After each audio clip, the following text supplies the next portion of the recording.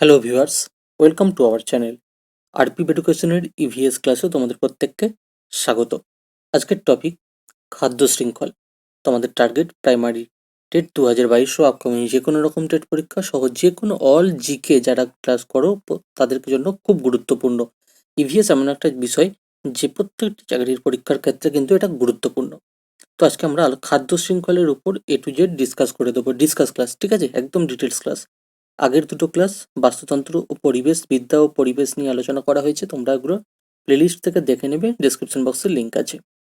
Telegram channel all TET PT, সেখানে তোমরা পেয়ে যাবে সমস্ত লাইভ ক্লাসের আপডেট এবং রিভাইজের সময় পিডিএফ। খাদ্য শৃঙ্খল, শৃঙ্খল মানে কি, শিকল আমরা যেটা বলি, একটা শৃঙ্খল, চক্রাকার শৃঙ্খল। আর খাদ্য, সেই খাদ্যের জন্য একটা শৃঙ্খল। তো সেটা কিরকম? কোনো একটি বসতির স্থানে, বসবাসযোগ্য স্থানে উৎপাদক থেকে শুরু করে বিভিন্ন শ্রেণীর খাদকের মধ্যে, এইটুকু আগে ভালো করে বোঝো, এখানটাই বেশি গুরুত্বপূর্ণ। কোনো একটি বসতি স্থানে একটা নির্দিষ্ট কোনো, এটা ধরো বসতি একটা স্থান, সেখানে বিভিন্ন ধরনের উৎপাদক আছে, ঠিক আছে, যেগুলো খেয়ে মানুষ বড় হয়। উৎপাদক থেকে আরেকজন, আরেকজন থেকে আরেকজন, এইভাবে, ঠিক আছে। যেমন সবুজ ঘাস থেকে ফড়িং, ফড়িং থেকে পাখি, পাখি থেকে এইরকম করে আর কি। তো উৎপাদক থেকে শুরু করে বিভিন্ন শ্রেণীর খাদক, সেগুলোই আজকে আমরা আলোচনা করব। সেই খাদকের মধ্যে একটা সুনির্দিষ্ট সম্পর্ক বা লক্ষ্য করা যায়, ঠিক আছে, একটা সম্পর্ক রয়েছে, অবশ্যই রয়েছে, সেই কারণেই এই চক্রাকার, ঠিক আছে, একটা মানে চক্রাকারে ঘুরছে এটা। তো যখন একটি নির্দিষ্ট সম্প্রদায়ের জীব, সেই জীব থেকে অপর জীবের শক্তির প্রবাহ ঘটে, একজন থেকে আরেকজনের ক্ষেত্রে যখন সেই শক্তির প্রবাহটা ঘটে, তখন উৎপাদক থেকে শুরু করে একদম সর্বস্তরের খাদক পর্যন্ত বা শেষ খাদক পর্যন্ত যে শৃঙ্খলটা, এই চক্রাকার ঘুরতে ঘুরতে যে তৈরি হচ্ছে একটা, সেই গোটাটাকে নিয়ে আমরা প্রক্রিয়াটাকে বলবো খাদ্য শৃঙ্খল। 1927 খ্রিস্টাব্দে বিজ্ঞানী চার্লস এলটন তার অ্যানিম্যাল ইকোলজি গ্রন্থে, কি গ্রন্থ মনে রাখবে এটা, অ্যানিম্যাল ইকোলজি গ্রন্থ, সালটা মনে রাখবে 1927 খ্রিস্টাব্দের, নাম মনে রাখবে, বিজ্ঞানীর নাম কি, চার্লস এলটন, ঠিক আছে। গ্রন্থে খাদ্য শৃঙ্খল সম্পর্কে কিন্তু উনি বিস্তারিত ব্যাখ্যা দিয়েছিলেন, বিস্তারিত ব্যাখ্যা দিয়েছেন উনি। তারপর বিজ্ঞানী ওডাম, গুরুত্বপূর্ণ তথ্যগুলো জেনে নাও এখানে। বিজ্ঞানী ওডাম, নামটি মনে রাখবে, ওডাম 1966, ঠিক আছে, 1966 খ্রিস্টাব্দে খাদ্য শৃঙ্খলের উপর একটি বিজ্ঞানসম্মত সংজ্ঞা প্রদান করেছেন। তার মতে যে পদ্ধতিতে খাদ্য শক্তি, একটা পদ্ধতি, ঠিক আছে, যে সিস্টেমে খাদ্য শক্তি উৎপাদক থেকে শুরু করে ক্রমপর্যায়ে খাদক সম্পর্কের ভিত্তিতে, ঠিক আছে, এটা বলছে খাদ্য শক্তি উৎপাদক থেকে ক্রমপর্যায়ে খাদক সম্পর্কের ভিত্তিতে বিভিন্ন প্রাণীগোষ্ঠীর মধ্যে প্রবাহিত হয়, ছড়িয়ে পড়ে, সেই শক্তি প্রবাহের ক্রমিক পর্যায়কে খাদ্য শৃঙ্খল বলে। এতগুলো মনে রাখতে পারবে না, কিন্তু সংখ্যাটা জাস্ট তুই একবার করে রিডিং দিয়ে রাখবে, যদি প্রশ্ন এখানটা দিয়ে দেয়, ঠিক আছে, এইটুকু যদি তুলে এখানে তোমাকে দিয়ে দেয়, দিয়ে বলে এটা কার মত, তখন হয়ে যাবে বিজ্ঞানী ওডাম 1966। এইগুলো একটু তোমাদের লক্ষ্য রাখতে হবে। এক্সাম্পল দেখে নাও, ঘাস, ঘাস কি, সবুজ ঘাস, সেটা জীবিত ঘাসই, কিন্তু সেটা হবে কিন্তু উৎপাদক। ঘাস হচ্ছে আমাদের উৎপাদক, বিভিন্ন ধরনের ঘাস। এবার সেই ঘাসকে কি খাচ্ছে, ঘাস ফড়িং, ঠিক আছে। ঘাস হচ্ছে উৎপাদক, এই উৎপাদক থেকে কে আসছে, ঘাস ফড়িং, কারণ উৎপাদক খেয়ে মানে এই উৎপাদক অর্থাৎ ঘাস খেয়ে কিন্তু বড় হচ্ছে, কে বেঁচে থাকছে, ঘাস ফড়িং, ঠিক আছে। এটা হচ্ছে প্রাইমারি লেভেলের প্রাথমিক খাদ্য। সেই ফড়িংকে আবার কে খাচ্ছে, ঘাস খাচ্ছে ফড়িং, ঘাস ফড়িংকে খাচ্ছে আবার ব্যাং, ব্যাং হচ্ছে দ্বিতীয় শ্রেণীর খাদক। এটা হচ্ছে উৎপাদক, এটা প্রাথমিক খাদক, এটা দ্বিতীয় শ্রেণীর খাদক। আবার ব্যাংকে খাচ্ছে কে, সাপ, সাপ হচ্ছে তৃতীয় শ্রেণীর খাদক, ঠিক আছে। অর্থাৎ এই পর্যন্ত চলে এলো, অ্যানিমালে চলে আসছে কিন্তু, ঠিক আছে, মাংসাশীতে চলে আসছে। এবার তারপর সর্বোপরি কি হবে, যদি আমরা উদাহরণ ধরি, সাপকে কে খাচ্ছে, বাজ পাখি, তাহলে এই চক্রাকারে বাজ পাখি হচ্ছে সর্বোচ্চ বা শেষ স্তরের খাদক, সর্বোচ্চ খাদক। তাহলে প্রশ্ন আছে বাজ পাখি কোন শ্রেণীর খাদক, উনি বাজ পাখি হচ্ছে সর্বোচ্চ খাদক। চক্রাকারটা আশা করি বুঝতে পেরেছো। এবার দেখো খাদ্য শৃঙ্খলের গঠন, খাদক সম্পর্কের ভিত্তিতে উৎপাদক থেকে ধাপে ধাপে জীবগোষ্ঠীর মধ্যে খাদ্য শক্তির যে ধারাবাহিক প্রবাহ বা খাদ্য শৃঙ্খলের গঠন, তা নিম্নলিখিতভাবে সম্পন্ন হয়। অর্থাৎ এই টপিকগুলো বা পয়েন্টগুলো তোমাদেরকে একটু দেখতে হবে। সবুজ উদ্ভিদ, সবুজ উদ্ভিদ প্রথমে বলছে, সবুজ উদ্ভিদ বা উৎপাদকেরা কিভাবে নিজেরা সৃষ্টি করে এই সমস্ত শক্তিগুলোকে। সবুজ উদ্ভিদ বা উৎপাদকেরা সালোক সংশ্লেষের সময় সৌরশক্তি রাসায়নিক শক্তিতে রূপান্তরিত করে। কারা করে? প্রশ্ন যদি আসে মনে রাখবে, উৎপাদক করে। সবুজ উদ্ভিদ বা উৎপাদকেরা কি করে? সালোক সংশ্লেষের সময়, কোন সময়? সালোক সংশ্লেষের সময় সৌরশক্তি রাসায়নিক শক্তিতে রূপান্তরিত করে। তারপর কি করে? তাকে উৎপাদিত খাদ্যের মধ্যে স্থৈতিক যে স্থিতিবস্থা, সেই স্থৈতিক শক্তি রূপে আবদ্ধ করে। তারপর প্রাথমিক খাদকেরা, অর্থাৎ উৎপাদকের পর যে খাদক আছে, এই যে প্রাথমিক, এটা তো উৎপাদক, ধরো শৈবাল, সবুজ ঘাস, এগুলো উৎপাদক। এরপর কি করে? এই প্রাথমিক খাদকেরা উৎপাদকদের খাদ্যরূপে গ্রহণ করে, অর্থাৎ এদেরকে ওই প্রাথমিক খাদকরা ভক্ষণ করে, অর্থাৎ খায়। খাদ্যরূপে গ্রহণ করলে কি হয়? ওই শক্তির, এই যে খাচ্ছে, ওই শক্তির কিছুটা অংশ প্রাথমিক খাদকের মধ্যে প্রবেশ করে। এই উৎপাদকের মধ্যে যে শক্তি আছে, একে খেলে এর মধ্যে যে শক্তিটা তার মধ্যে রয়েছে, তার কিছুটা শক্তি কিন্তু প্রাথমিক খাদকের মধ্যে প্রবেশ করে। আবার এর পরেরটা আবার দেখলে বুঝতে পারবে, একে যারা খায় তাদের কাছে কিছুটা সংগ্রহ হইতে হয়, এইরকম। এবার দ্বিতীয়ত কি বলছে? গৌণ খাদক বা প্রাথমিক। গৌণ খাদকেরা প্রাথমিক খাদকদের খাদ্যরূপে গ্রহণ করলে প্রাথমিক খাদক স্তর থেকে ওই রাসায়নিক শক্তি, তাদের মধ্যে যে রাসায়নিক শক্তির কিছুটা অংশ আছে, সেটা আবার গৌণ খাদকদের মধ্যে পৌঁছায়। যেমন শৈবাল, আস্তে আস্তে চক্রাকারটা বাড়ছে, দেখো প্রথমে শৈবাল, এদেরকে মানে উৎপাদক, এদেরকে ভক্ষণ করেছে কে? জলজ কীট, হ্যাঁ, আরো যেটা উপরে আমরা দেখলাম সেরকম। তাই এটা হচ্ছে প্রাথমিক খাদক। আবার এদেরকে যারা খাচ্ছে, মাছ, গৌণ খাদক। ঠিক আছে, মানে এর এর মানে যা রাসায়নিক শক্তি যে কিছুটা অংশের মধ্যে যা আছে, সেটা প্রথমে প্রাথমিক খাদকের উপরে এলো। এদেরকে যখন খাচ্ছে, এদের মধ্যে যে রাসায়নিক শক্তির কিছুটা অংশ আছে, তা আবার গৌণ খাদকের কাছে পৌঁছে গেল। এরপরে আবার দেখবে এই গৌণ খাদক থেকে কিছুটা এগিয়ে গেল। এবার বলছে গৌণ খাদকদের আবার প্রগৌণ খাদকেরা, গৌণ খাদকদের আবার যখন প্রগৌণ খাদকেরা খাদ্যরূপে গ্রহণ করে, তখন গৌণ খাদক তার থেকে কিছুটা রাসায়নিক শক্তি সংগ্রহ করে। দেখো কতটা ইজি হয়ে যাচ্ছে এবার এরকম সিস্টেম, টপিক ওয়াইজ আপডেটেড। যদি কোশ্চেন আনসার ওরিয়েন্টেড আমরা ক্লাস করি, তাহলে সুবিধা হচ্ছে প্রত্যেকটা উদাহরণ ধরে ধরে। আবার দেখো এটা মানে এতটুকু বুঝে গেছো তোমরা, শৈবাল থেকে কিছুটা খেলে এর কাছে কিছু রাসায়নিক শক্তি যায়, তারপর এদেরকে খেলে এর কাছে কিছু রাসায়নিক শক্তি যায়, তারপরে এদেরকে খেলে আবার মানুষ, সর্বোপরি প্রগৌণ খাদক, এদের কাছে কিছুটা রাসায়নিক শক্তি যায়। মানুষের মধ্যেও কিন্তু মাছ খেলে কিছুটা রাসায়নিক শক্তি যে আছে গ্রহণ করে, সেটা তার মধ্যে থেকে যায়, মানুষের মধ্যে চলে আসে। অর্থাৎ আমরা এটুকু বুঝতে পারছি, এইটা দেখে নাও একদমই ক্লিয়ার হয়ে যাবে। প্রথমে ঘাস উৎপাদক, ঠিক আছে, তারপর ঘাস ফড়িং, এদেরকে খাচ্ছে ঘাস ফড়িং, তার মানে প্রাথমিক খাদক। তারপর কি? ব্যাং, এটা ব্যাং হবে। তারপর ব্যাং, ব্যাং কি করছে? তাহলে মানে দ্বিতীয় শ্রেণীর খাদক। তারপরে কি হচ্ছে? এবার গৌণ প্রগৌণ বলতে পারো। তারপর কি? সাপ, মানে তারপর খাচ্ছে তৃতীয় শ্রেণী বলতে পারি। তারপরে খাচ্ছে সর্বোচ্চ বাজ পাখি। ঠিক আছে, এখানে যদি মাছ হতো তখন আমরা এটা মানুষ হিসেবে ধরতাম। ঠিক আছে, এইরকম আশা করছি বুঝতে পারছো, কারণ এখানে তলাতে উল্লেখ করে দিয়েছি। দেখো, ঘাস উৎপাদক, ফড়িং হচ্ছে ঘাস ফড়িং প্রথম শ্রেণীর খাদক, ব্যাং, ব্যাং হচ্ছে দ্বিতীয় শ্রেণীর খাদক, সাপ হচ্ছে তৃতীয় স্তরের খাদক। অবশেষে সাপের জায়গায় মাছ থাকলে এখানে আমরা মানুষ লিখতাম। ঠিক আছে, বাজ পাখি বা মানুষ হচ্ছে তখন সর্বোচ্চ স্তরের খাদক। ব্যাস, টপিকটা পুরোটা ক্লিয়ার। এবার গুরুত্বপূর্ণ কিছু অংশগুলো দেখে নিতে হবে। এইভাবে বাস্তুতন্ত্রের শক্তি খাদ্যের এইভাবে বাস্তুতন্ত্রের শক্তি খাদ্যের মাধ্যমে অনবরত উৎপাদক স্তর থেকে ক্রমশ বড় এবং আরও বড় প্রাণীদের মধ্যে ছড়িয়ে পড়ে। ঠিক আছে, ধরো কোনো মানুষকে সিংহ বা বাঘ পেলে তারা খেয়ে নেবে, এটা কিন্তু বিষয়টা বোঝার আছে। এর মধ্যে কিন্তু কোনো ছেদ নেই, ভাবে আস্তে আস্তে চক্রাকারে ঘুরছে। এই যেন শিকলের মতো, সেকলের মতো, সেই জন্য শৃঙ্খল নাম হয়েছে, একটার সাথে আরেকটা ঠিক যুক্ত হয়ে যাচ্ছে। এইভাবে খাদ্য খাদক সম্পর্কের ভিত্তিতে উৎপাদক স্তর থেকে বিভিন্ন খাদক একে অপরের সঙ্গে ঠিক যুক্ত থাকার জন্য একে খাদ্য শৃঙ্খল বলা হয়, যেটা প্রথমে বললাম শিকল। এটা শিকলের মতো দেখছি চক্রাকারে ঘুরছে। কিছু বৈশিষ্ট্য আছে, এর মধ্যেই পয়েন্টগুলো ধরা পড়বে। বৈশিষ্ট্য কি? ভিত্তিস্তর, সবুজ উদ্ভিদ খাদ্য শৃঙ্খলের ভিত্তিস্তর। ঠিক আছে, পয়েন্টটা হচ্ছে ভিত্তিস্তর। তাহলে সবুজ উদ্ভিদ তাদের খাদ্য শৃঙ্খলের ভিত্তিস্তর হিসেবে পরিচিত। যদি বলে খাদ্য শৃঙ্খলের ভিত্তিস্তরটা কি, একদম প্রথম উৎপাদকটা ধরে নেবে, অর্থাৎ সবুজ উদ্ভিদ। তারপর কি? বা প্রাথমিক স্তর গঠন করে তারাই। তা মানে উৎপাদক না থাকলে তাদেরকে খেয়ে পরবর্তী স্তর খাবে কি করে, বা তাদেরকে পরবর্তী স্তর খাবে কি করে, সর্বোচ্চ স্তরে আসতে পারবে না। তাই উৎপাদক হলো সবুজ উদ্ভিদ, বা আরো আছে উপরে যেমন দেখলাম। ঠিক আছে, ঘাস, সবুজ উদ্ভিদ, যাই বলি না কেন। এরপর ভিত্তি স্তর হয়ে গেল, এরপর হচ্ছে সর্বোচ্চ স্তর। খাদ্য শৃঙ্খলের একদম ভিত্তি স্তরের পরের পুষ্টিগুলিতে শেষ দিকে যদি যখন আস্তে আস্তে আমরা এগোচ্ছি, তখন সর্বোচ্চ উচ্চ স্তরে কি যাচ্ছে? বিভিন্ন খাদক, ও সর্বোচ্চ স্তরে থাকছে প্রগৌণ খাদক, মানুষ। ঠিক আছে, একদম অবস্থান করছে, বাজ পাখি যেটা আমরা ধরে নিলাম। এবার পুষ্টি স্তর, দুটো স্তর আমরা তো এখানে স্তর বলবো না, দুটো পয়েন্ট আমরা পেয়ে গেলাম, ভিত্তি স্তর আর সর্বোচ্চ স্তর। অবশ্য এগুলো স্তরই। এরপর বলছে পুষ্টি স্তর। খাদ্য তো পেয়ে গেলাম, উৎপাদক খাদক। পুষ্টি স্তরটা কেমন? দেখো, খাদ্য শৃঙ্খলের সাংগঠনিক একক হলো পুষ্টি স্তর। প্রশ্ন আসতে পারে খাদ্য শৃঙ্খলের সাংগঠনিক একক কি? পুষ্টি স্তর।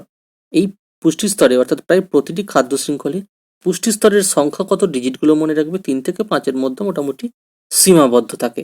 প্রায় প্রতিটি খাদ্য শৃঙ্খলের পুষ্টি স্তরের সংখ্যা হিসেবে বলছি, বলা হচ্ছে এখানে, বইতে পাওয়া গেছে। এবার বলছে শক্তি প্রবাহ। এবার শক্তি প্রবাহ। খাদ্য শৃঙ্খলে এক পুষ্টি স্তর থেকে আরেক পুষ্টি স্তরের শক্তি কিন্তু একমুখীভাবে প্রবাহিত হয়। যেমন দেখালাম, এইভাবে খাচ্ছিল, তার মধ্যে কিছুটা কিছুটা অংশ তার মধ্যে রাসায়নিক শক্তি হিসেবে রয়ে যাচ্ছিল তার মধ্যে। এইভাবে শক্তিও কিন্তু একমুখীভাবে প্রবাহিত হতে থাকছে, এবং এই শক্তি প্রবাহের সময় প্রতিটি পুষ্টি স্তরের শক্তির পরিমাণও কিন্তু ক্রমশ হ্রাস পাচ্ছে। ধরো উৎপাদক, তার মধ্যে যতটা পরিমাণ রাসায়নিক শক্তি ছিল তার থেকে এই ঘাস প্রোটিন খেলে কিছুটা নিতে পারলো, সবটা নিতে পারলো না। আবার তার থেকে মাছ, ঠিক আছে, মাছ তো অতটা নিশ্চয়ই পারবে না। বা ব্যাং বলতে পারি, তারপর এখান থেকে কিছুটা, এখানে যদি 100% হয়, 80%, 60%, তারপর মাছ, সে 40%, তারপর মানুষ 20%, এভাবে সবটা কিন্তু নয়, আস্তে আস্তে হ্রাস পেতে থাকে। স্বাভাবিক ব্যাপার, শক্তি হতে সেটা কমছে, এ খাচ্ছে ও খাচ্ছে এইভাবে। তো শক্তির অপচয়টাও হচ্ছে। শক্তির অপচয় কি? দেখো, একটা পয়েন্টে সব বেরিয়ে যাচ্ছে। খাদ্য শৃঙ্খলের শক্তি এক পুষ্টি স্তর থেকে অপর পুষ্টি স্তরে ধাপে ধাপে প্রবাহিত হয়। স্বাভাবিক, আমরা দেখিয়ে দিলাম এইভাবে ধাপে ধাপে যাচ্ছে। তো কিছুটা পরিমাণ তো অপচয় হবেই, প্রবাহও হয়, আবার কিছুটা তো সবটা খেতে পারে না, তার মধ্যে কিছুটা রয়েও যায়, সেটা অপচয় হয়ে যায়। ধরো কোনো মৃত প্রাণীকে কোনো কিছু খাওয়া হচ্ছে, ঠিক আছে, কোনো কুকুরকে কোনো অন্য কোনো প্রাণী খাচ্ছে, হিংস্র প্রাণী, সবটা খেতে পারলো না, তার মধ্যে যে রাসায়নিক শক্তি, তাহলে তো সেটা নষ্টই হলো, অপচয় হলো। এবার বলছে জীব সংখ্যা। খাদ্য শৃঙ্খলের ভিত্তি স্তরে জীবের সংখ্যা সব থেকে বেশি থাকে, এবং তারপর ওপরের দিকে জীবের সংখ্যা ক্রমশ কিন্তু কমতে থাকে, কিন্তু তাদের আকার বৃদ্ধি পায়। রাসায়নিক শক্তিও যেমন অভাব পায়, কিন্তু যেমন মানুষ সর্বভৌম প্রাণী, সর্বভৌম বলবো না, মানে সর্বোচ্চ স্তরের প্রাণী, খাদক, তো সেই হিসেবে তো তার ক্ষমতা যেমন বেশি থাকে, কিন্তু তাদের আকারটাও বৃদ্ধি পাচ্ছে, কিন্তু রাসায়নিক শক্তিও কম হচ্ছে, এবং জীবের যে সংখ্যা ওপরের দিকে যত যাচ্ছে তত কিন্তু সেটা ক্রমশ কমতেই থাকছে। আর অবিচ্ছিন্নতা। অবিচ্ছিন্নতা মানে কিরকম? কোনো বিচ্ছিন্ন নেই, পুরো সুন্দরভাবে রিসাইকেল হচ্ছে। কোনো খাদ্য শৃঙ্খলে বিচ্ছিন্নভাবে কিন্তু অবস্থান কেউ করে না, এরা পরস্পরের সঙ্গে বিচ্ছিন্নভাবে সম্পর্কযুক্ত হয়, বিনিময়ের মতো। বিনিময় বলবো না, একে অপরকে নিয়ে চলছে এইভাবে, একজন না থাকলে আরেকজন হবে না। এবার হচ্ছে বাস্তুতন্ত্রে, এখানটা গুরুত্বপূর্ণ একটা পয়েন্ট, এটা আলাদা একটা হেডিংস বলতে পারো। বাস্তুতন্ত্রের শক্তির সঞ্চার অনুসারে খাদ্য শৃঙ্খলকে প্রধানত দুই ভাগে ভাগ করে যায়।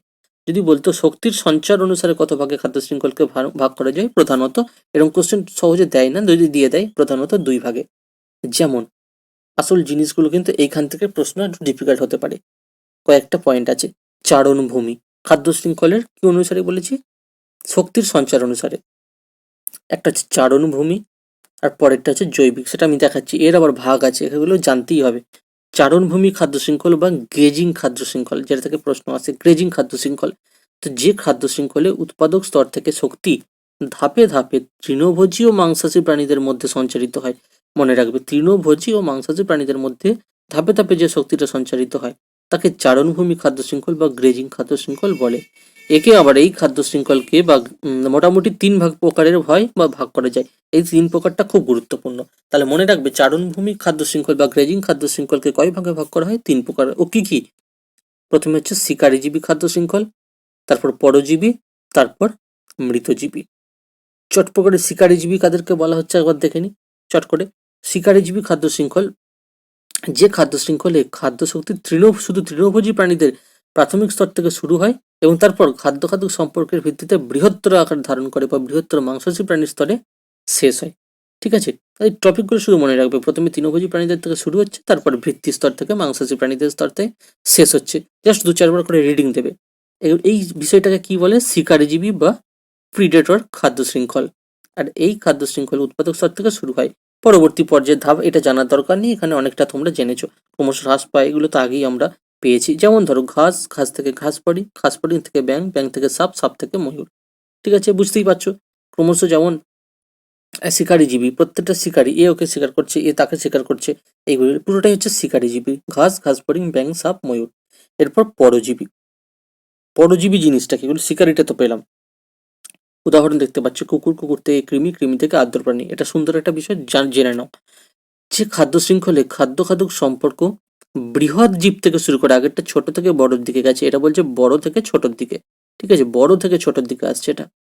যা বলছে যে বৃহৎ জীব থেকে শুরু করে ক্ষুদ্র জীবে শেষ হয়। যেমন কুকুর, কুকুর একটা বড় প্রাণী, কিন্তু তার মধ্যে যে কৃমি থাকে, সেটা যে কোনো রকম কৃমি, কৃমির আকৃতি তো খুব ছোট, তাহলে বড় থেকে ছোটর দিকে আসছে।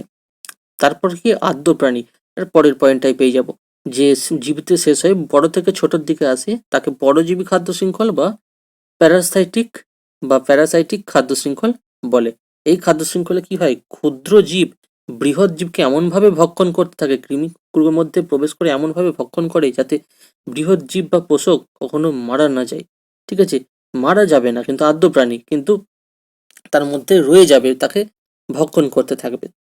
এবার বলছে মৃতজীবী খাদ্য শৃঙ্খল। এবার মৃতজীবীটা কি, তাহলে পরজীবী জানলাম, শিকারীজীবী জানলাম, এবার মৃতজীবী। যে খাদ্য শৃঙ্খলে মৃত ও গলিত জীবদেহ থেকে শুরু করে খাদ্য শক্তি ক্রমান্বয়ে মৃতজীবী ও বিয়োজকদের দিকে প্রবাহিত হতে থাকে, তাকে মৃতজীবী খাদ্য শৃঙ্খল বা স্যাপ্রোফাইটিক খাদ্য শৃঙ্খল বলে। ইংলিশ টার্মগুলো প্রশ্ন দিয়ে দেয়, মানুষ ভুল করে ফেলে। মৃতজীবী বা স্যাপ্রোফাইটিক খাদ্য শৃঙ্খল, যেমন ধরো পচা কোনো জৈব পদার্থ, সেটাকে খাচ্ছে ছত্রাক। তারপর আবার মৃতজীবী ব্যাকটেরিয়া, এই জন্য বলছে মৃতজীবী, নামই দিয়েছে মৃতজীবী। আগেরটা ছিল পরজীবী, সে তার অপরের মধ্যে প্রবেশ করে তাকে খেতে থাকছে অনেক বহুদিন যাবৎ। ঠিক আছে, তো মনে রাখবে এটা মৃত দেহ বা গলিত জীবদেহ থেকে শুরু করে ক্রমান্বয়ে মৃতজীবীতে আসে, যে মৃতজীবী ও বিয়োজকের দিকে প্রবাহিত হয়। বিয়োজক কি, আগের ক্লাসে আমাদের বলা হয়েছিল, ডিটেলস ক্লাসে। ঠিক আছে, অর্থাৎ যাদের নিজস্ব কোনো একটি মৃত বা যে কোনো মৃত জীব থেকে খাদ্য তাদের মধ্যে থেকে গ্রহণ করে, এবং তার মধ্যে যে রাসায়নিক শক্তি আছে সেই শক্তিগুলোকে বিশ্লিষ্ট করে, হ্যাঁ, নিজেরা কিছুটা গ্রহণ করে এবং বাকিটা প্রবাহিত করে, অন্যদেরকে ছড়িয়ে দেয়। ঠিক আছে, রাসায়নিক যৌগগুলোকে, কঠিন যে জটিল যৌগ আছে তার মধ্যে, সেগুলোকে বিশ্লিষ্ট করে কিছুটা গ্রহণ করে কিছুটা ছড়িয়ে দেয়, তার হচ্ছে বিয়োজক। যেমন উদাহরণে তোমরা তো পেয়ে গেলে। এবার দ্বিতীয় নম্বরে কি বলেছে, এটা তিনটে হয়ে গেল। এটা হচ্ছে গ্রেজিং। ঠিক আছে, চারণভূমি খাদ্য শৃঙ্খল বা গ্রেজিং খাদ্য শৃঙ্খল, এই যে এ অপশন দেওয়া আছে, এর তিনটে ভাগ, এই তিনটে শিকারীজীবী, পরজীবী, মৃতজীবী। এটা হচ্ছে বাস্তুতন্ত্রের শক্তির সঞ্চার অনুযায়ী খাদ্য শৃঙ্খলকে যে দুই ভাগে ভাগ করা হয়েছে, সেটা একটা গ্রেজিং আর একটা হচ্ছে জৈব জৈবাবশেষ। আগেরটা তো গ্রেজিং এরই তিনটে ভাগ ছিল। গ্রেজিং হয়ে গেল। এবার বলছে কর্কর খাদ্য শৃঙ্খল বা জৈবাবশেষ। এটা কিরকম, বলছে বিয়োজক দ্বারা, ওই যে বিয়োজক একটু আগে বলে দিলাম কারা, বিয়োজক দ্বারা অর্ধ বিশিষ্ট বিশ্লিষ্ট, ওই যে যৌগকে বিশ্লিষ্ট করে, এটা আমরা বললাম। সেই জৈব অবশেষ, যে জৈবের অবশেষ থেকে শক্তি অণুজীবের মাধ্যমে ধাপে ধাপে বিভিন্ন খাদ্য স্তরে সঞ্চারিত হয়, তার কথাই বলা হচ্ছে, তাকেই আমরা বলবো জৈব অবশেষ বা ডেট্রিটাস খাদ্য শৃঙ্খল বা কর্কশ খাদ্য শৃঙ্খল। এই ধরনের খাদ্য শৃঙ্খল জলভাগ ও স্থলভাগ উভয় পরিবেশে গঠিত হয়। যদি বলে উভয় পরিবেশে গঠিত হয় কোন খাদ্য শৃঙ্খল, কর্কর খাদ্য শৃঙ্খল, জৈবাবশেষ খাদ্য শৃঙ্খল বা ডেট্রিটাস খাদ্য শৃঙ্খল, এগুলো একটু মনে রাখবে, রিডিং দিয়ে নেবে। উদাহরণ দেখে নিই, তিনটে ভালো উদাহরণ, দুটো স্থলভাগ, জলভাগ।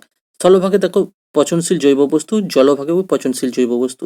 স্থলভাগে উদ্ভিদ দেহাবশেষ, আর একটা ম্যানগ্রোভের পাতা যে পচে নষ্ট হচ্ছে, সেটাও জলাভূমিতে থাকছে কিন্তু সুন্দর।